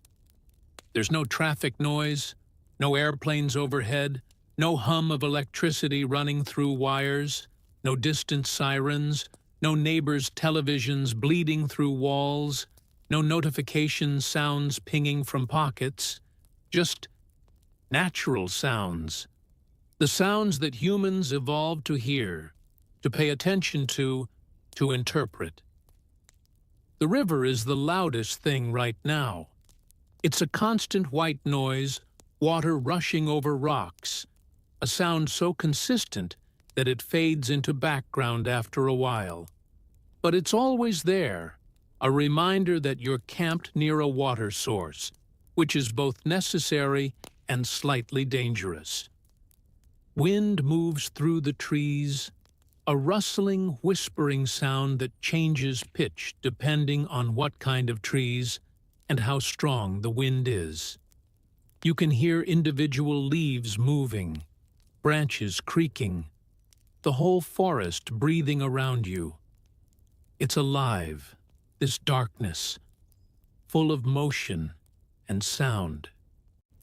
Animals make noise, insects, mostly crickets chirping, their rhythmic calls filling the air with a pulsing backdrop. Occasionally, something larger. An owl calling out, its low hoot cutting through the cricket chorus. A small mammal scurrying through underbrush, its tiny feet surprisingly loud in the quiet. And you listen to all of it, not passively actively, constantly scanning the soundscape for anything that doesn't belong. Because sound is your early warning system. Sound tells you when something is approaching, when danger might be near, when you need to wake up fully and grab your spear. Your hearing is better than you think. Not superhuman. You're still just human, but practiced, honed by a lifetime of actually needing to hear properly. You can distinguish between different types of movement in the underbrush. You can tell if something is approaching or moving away. You can gauge roughly how big something is by the sounds it makes. The fire crackles and pops. Wood burning always sounds the same, that particular combination of snap and hiss as moisture escapes and wood fibers break down. It's a comforting sound, familiar, the audio equivalent of safety. People breathe. You can hear them, scattered around the fire circle. Slow, rhythmic breathing from the ones who are asleep. Occasional shifts in rhythm from the ones who are dozing lightly. Someone coughs quietly. A baby makes a small, contented sound in their sleep. And sometimes, rarely, but sometimes you hear music. Not every night, not even most nights, but occasionally someone will pull out a flute. It's made from a bird bone hollow, light, with holes carved carefully along its length. Creating it took hours of patient work with stone tools, drilling and scraping until the holes were just right, until the thing could actually produce notes. The sound it makes is thin, reedy, haunting. Simple melodies, nothing complex, but effective. Beautiful in a sparse, primitive way.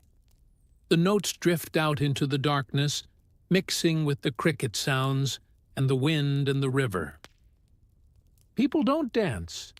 They're too tired for that. But they listen. They sit around the fire, eyes half closed, letting the sound wash over them.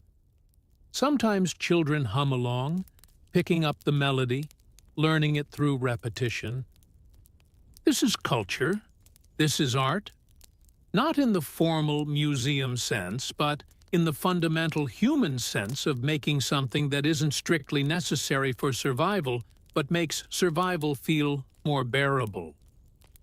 The flute player, a young woman, maybe 20, with clever fingers and good breath control plays for maybe 10-15 minutes. Then she stops. The night sounds rush back in, filling the space the music left behind. Nobody applauds. That's not a thing. But people nod slightly, make small sounds of appreciation. The acknowledgement that something worthwhile just happened. And then it's back to quiet. The sounds of night. The sounds of breathing and fire and wind and water. The sounds of a world that has no machines, no technology beyond stone and bone and fire. You close your eyes. You listen. You drift. The soundscape of 10,000 years ago carries you toward sleep. You're asleep. You think you're asleep. But then you're also somewhere else. Standing in a clearing you recognize, but that looks different. Brighter, somehow, more vivid. The trees are the same trees, but their leaves seem to shimmer with a light that doesn't match the sun overhead. Your grandfather is there, not as he is now, bent, weathered, old, but younger, strong. He's standing next to a massive deer, its antlers spreading wide like branches, like the whole forest growing out of its head. The deer looks at you, and its eyes are knowing, intelligent in a way that animal eyes shouldn't be. The cold is coming early this year, your grandfather says, though his mouth doesn't move. The herds will move south before the first snow. You need to follow them. You want to ask how he knows. You want to ask if this is real. But the words stick in your throat, and besides, you already know the answer. This is a dream. But also, maybe it's not just a dream. Dreams are important here. Not just random brain noise messages. Signs. Ways that the other world communicates with this one. When someone has a significant dream, they tell the group about it in the morning. The elders interpret it, look for patterns, connections to other dreams people have had. Sometimes dreams predict things, not in a mystical way at least, not always, but in a way that makes sense when you think about it. Your subconscious picks up on details your waking mind missed. Patterns in animal behavior, subtle changes in the weather, signs that your conscious mind processed but didn't quite register. The dream brings it all together, presents it in symbolic form. Or at least, that's one explanation. The other explanation is that dreams are real, that they show you things that are actually happening in a world that overlaps with this one, that the ancestors visit you in dreams, offering guidance, that animals have spirits that can communicate through the boundary between waking and sleeping. You don't know which explanation is true. Maybe both, maybe neither.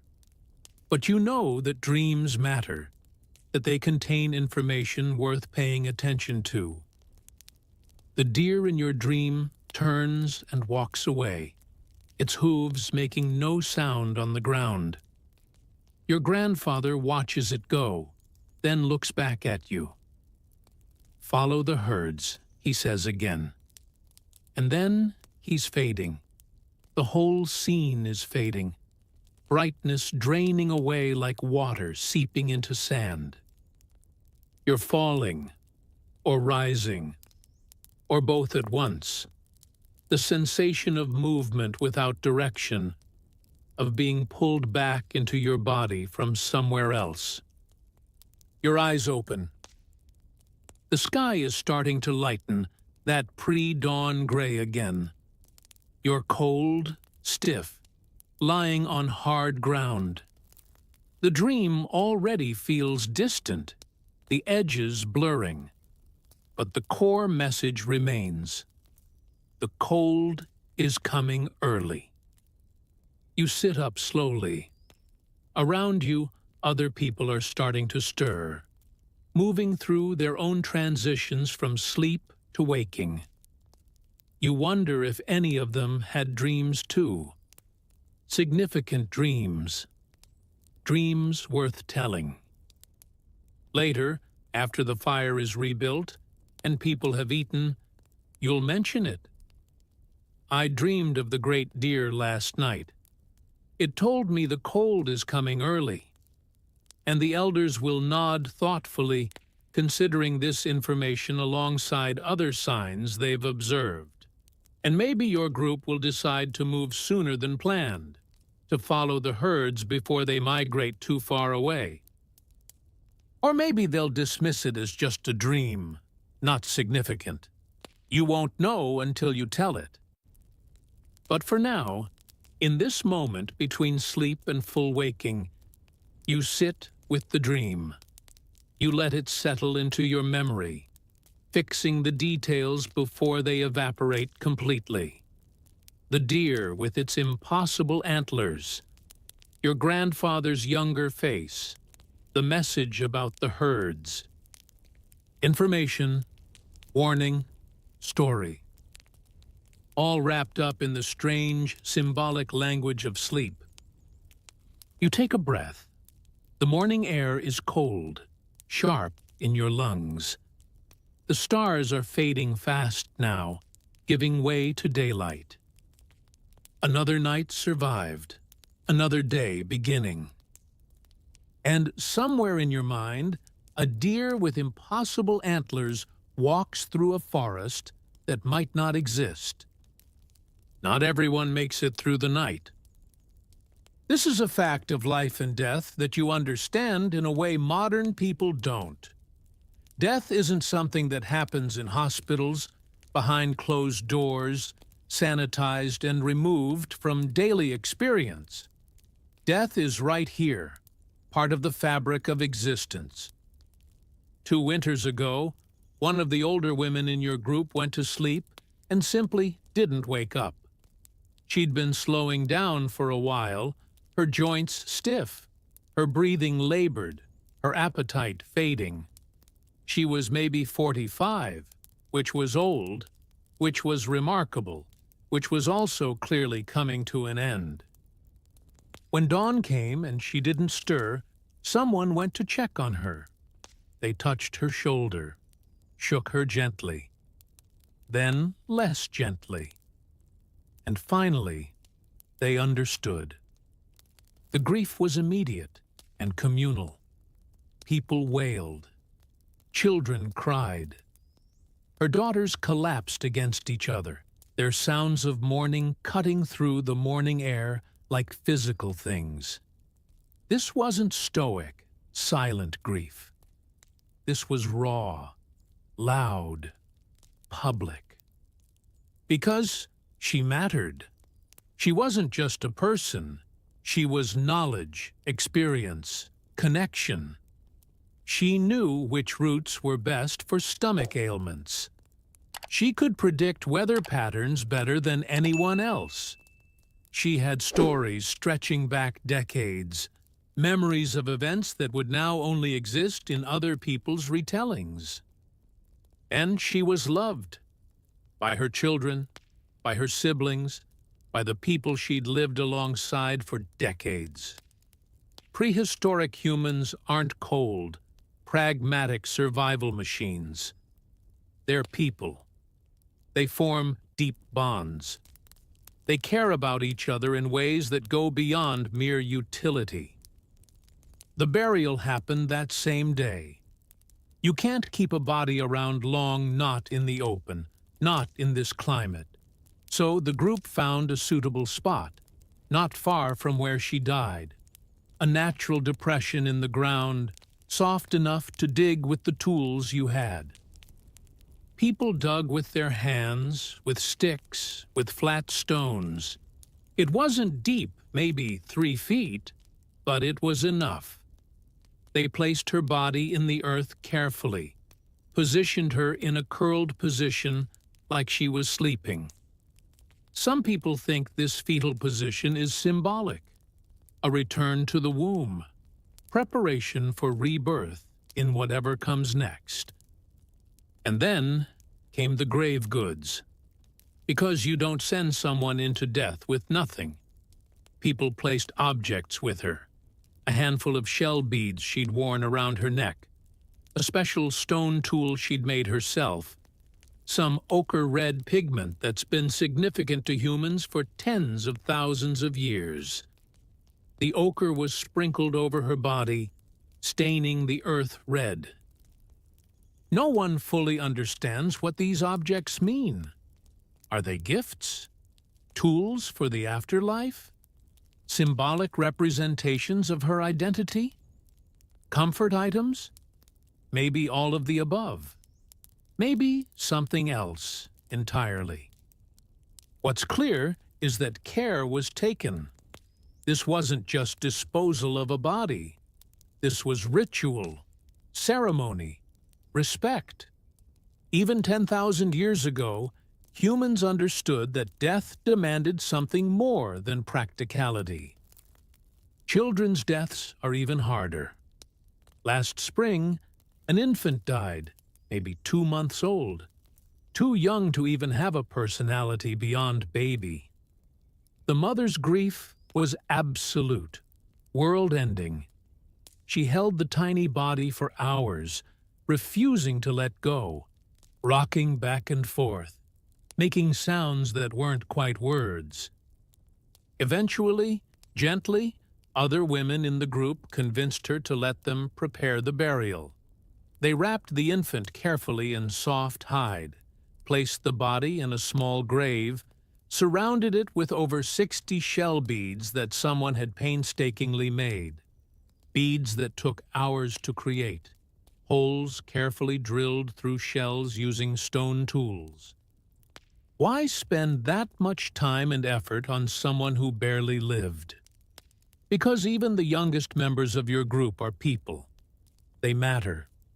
Their deaths are losses that deserve recognition. The archaeological record will eventually show these burials evidence that Mesolithic people treated their dead with dignity, that they experienced grief, that they created elaborate rituals around death. Future scientists will study these graves and speculate about beliefs, about social structure, about the evolution of human spirituality. But right now, lying under your stars, you don't think about any of that. You just think about the people you've lost, the faces that aren't around the fire anymore, the voices you'll never hear again. And you're grateful, deeply, profoundly grateful that tonight you're still here, that your breath still fogs in the cold air, that your heart still beats, that you get to see one more sunrise, however uncomfortable the journey to get there might be. Death is close, always, but tonight, not quite close enough. Here's something modern people don't always get. You need each other. Not in the abstract, humans are social creatures way. In the concrete, you will literally die without this group way. Survival isn't an individual sport in the Mesolithic. It's a team effort, and if you get cut from the team, your chances drop to basically zero. The people around this fire, they're not just your family and friends. They're your survival infrastructure. They're your healthcare system, your food security, your defense network, your education, your entertainment, your entire social safety net. Take your sister, for example.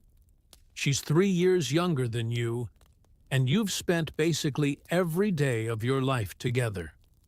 You know her so well you can predict what she's going to say before she says it.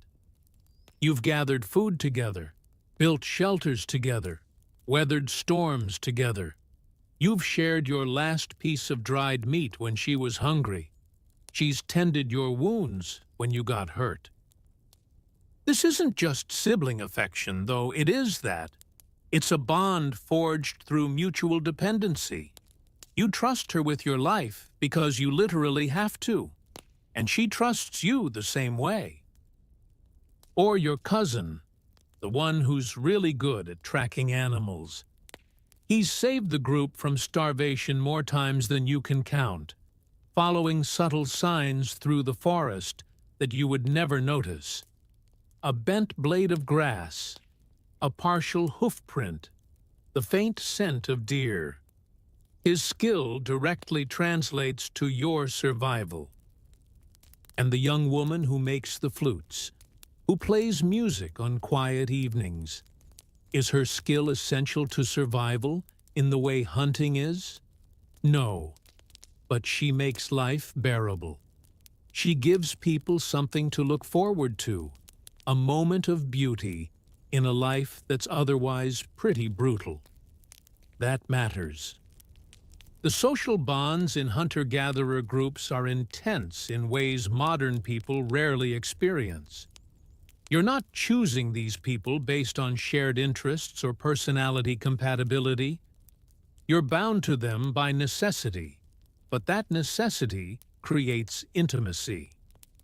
You've seen these people at their worst, sick, scared, weak, grieving, and they've seen you the same way. There's no privacy, no hiding, no presenting a curated version of yourself. This is just who you are, in all your messy, uncomfortable humanity. And somehow, that creates trust. You know these people will show up for you when it matters, because you've already been through the hard stuff together. You've survived winters where food ran low and everyone went to bed hungry. You've fought off predators. You've mourned the dead. The group itself is small, maybe 20 people. But you're not isolated. Your group is connected to other groups through a complex social network. People from different bands meet up periodically at certain places during certain seasons. They share information, trade goods, and crucially, they form partnerships. Because here's the thing about living in a group of 20 people. The gene pool is tiny. If people only partnered within their immediate group, inbreeding would become a serious problem within just a few generations. But somehow, even 10,000 years ago, humans figured this out. The system is sophisticated. Young people from your group pair up with people from other groups, creating bonds between bands. Sometimes someone from your group leaves to join another band. Sometimes someone from another band joins yours. These exchanges are negotiated, discussed, arranged by families and elders. It's not random. It's not people just wandering off and hooking up with whoever. It's organized, intentional, a cultural system designed to maintain genetic diversity while keeping social bonds strong. And it works. The archaeological and genetic evidence shows that Mesolithic groups successfully avoided inbreeding, that they maintained diverse populations despite living in small bands. They had a system, and they stuck to it. Tonight, lying here under the stars, you're surrounded by the people who define your existence. Your family, your band, your entire world. And yeah, sometimes they annoy you. Sometimes you wish you had more space, more privacy, more time alone. But you also know that without them, you'd be dead within a week. So you're grateful. Deeply, wordlessly grateful for the breathing bodies around this fire, for the shared warmth, the shared risk, the shared survival. You're in this together.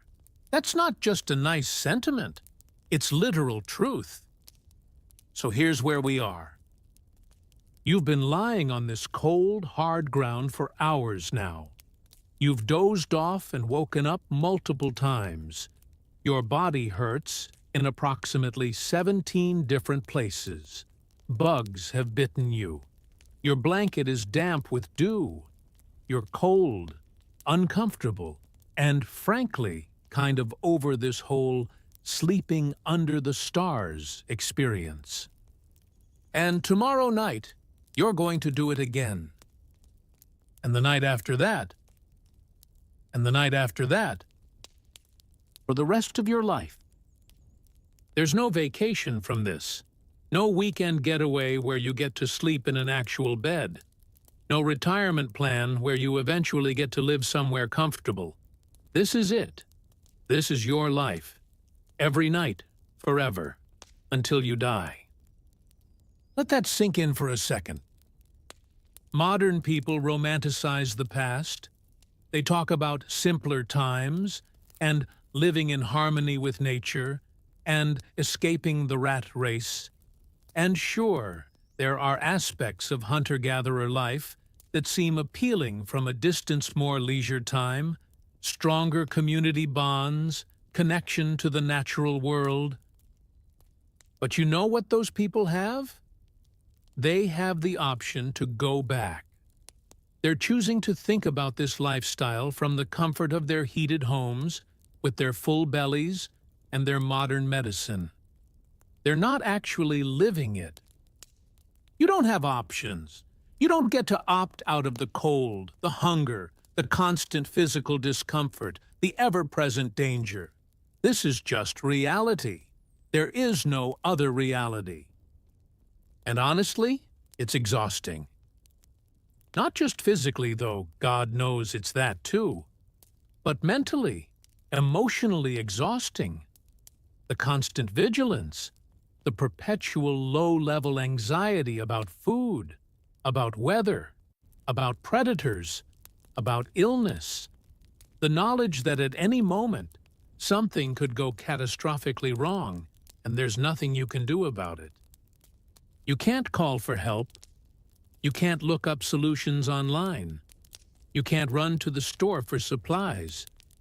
You have what you have, you know what you know, and you cope as best you can.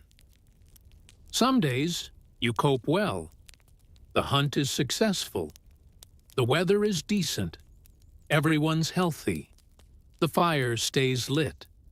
You tell stories and play music and feel connected to your people. Those are good days. Other days, everything is hard.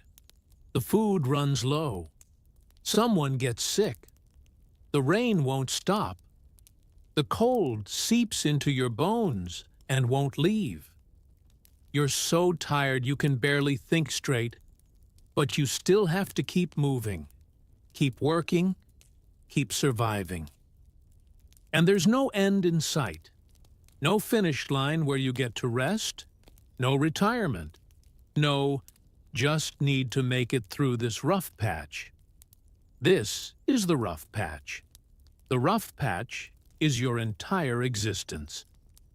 The sky is starting to lighten again, that subtle shift from black to dark gray, the stars fading one by one. Another night survived. Another day about to begin. And you feel nothing. Not triumph, not relief, just tired. So incredibly tired. But you sit up anyway. Because sitting up is what you do when the night ends. You stretch your sore muscles. You shake out your damp blanket. You move toward the fire that someone's already rebuilding. You're going to eat whatever meager breakfast is available. You're going to spend the day foraging or hunting or processing materials. You're going to be cold and tired and uncomfortable. And then, tonight, you're going to lie down on the cold ground again and try to sleep. 'Cause that's life. That's just what life is 10,000 years ago. No romanticism, no adventure, no Instagram-worthy moments of connection with nature. Just grinding, relentless, uncomfortable survival. Night after night after night. Until one night, you don't wake up. And honestly, at this point, that almost sounds like a relief. But here's the thing. Right now, right this very second, you're not living that life. You're not actually lying on cold ground 10,000 years ago. You're in a bed, probably a comfortable one, with a pillow and blankets and a roof over your head. The temperature in your room is regulated. There are no predators circling outside, no bugs crawling on your face, no rocks digging into your spine. The ground beneath you isn't trying to give you hypothermia. You're safe, actually, genuinely safe in a way that humans didn't experience for most of our species' history. You can close your eyes and drift off without wondering if something's going to attack you in the night. You can sleep for 8 hours straight if your body lets you. Nobody's waking you up to tend the fire or keep watch. When you wake up tomorrow, there will be food. You won't have to hunt it or gather it or wonder if you'll find enough. It'll just be there, in your kitchen, in your refrigerator. An abundance of calories that your ancestors would view as literally magical. If you get sick, you can see a doctor. If you break a bone, it'll be set properly, painlessly, with actual medical intervention. If you get an infection, there are antibiotics. Your chances of dying from a minor injury are essentially zero. You have privacy, space, the ability to be alone when you want to be. You're not crowded around a fire with 20 other people. Every aspect of your existence visible to everyone around you. You have choices, so many choices. What to eat, where to go, what to do with your time. Your life isn't dictated entirely by the immediate demands of survival. And yeah, modern life has its problems. Stress, anxiety, disconnection, the overwhelming pace of everything. The loss of community bonds, the alienation from nature, the constant pressure to be productive. Those are real issues. I'm not dismissing them. But take a moment, right now, and appreciate that you're not sleeping on the ground, that you're warm, fed, safe, that your biggest nighttime worry is probably whether you'll be able to fall asleep, not whether you'll survive until morning. Your ancestors endured unimaginable discomfort so that eventually, generations down the line, you could lie in a comfortable bed and listen to stories about them. They survived the cold nights, the hungry days, the constant danger. They passed down their knowledge, their genes, their humanity. And here you are, the product of thousands of years of humans who refused to give up, who kept going even when everything was hard, who found meaning and connection and beauty even in the grinding difficulty of existence. So tonight, as you drift off to sleep in your safe, warm bed, maybe spare a thought for the person lying under the stars 10,000 years ago. The one who endured so much so that you could endure so little. The one who would look at your life and think it was paradise. And maybe, just maybe, they'd be right. And there we have it, tired listener. A night under the stars, 10,000 years ago. No filter, no romanticism, just cold, hard ground, and the stubborn human refusal to give up. Your ancestors were tough in ways we can barely imagine. Not because they wanted to be, because they had to be. They survived so you wouldn't have to. So as you sink into your pillow tonight, as warmth and comfort and safety pull you down into sleep, take a second to be grateful for modern medicine and central heating and the fact that nothing is trying to eat you. For beds, for roofs, for the sheer luxury of not having to sleep outside. For being alive right now, in this moment, when survival doesn't consume every waking hour. Good night, tired listener, and until next time, sleep well. You've earned it.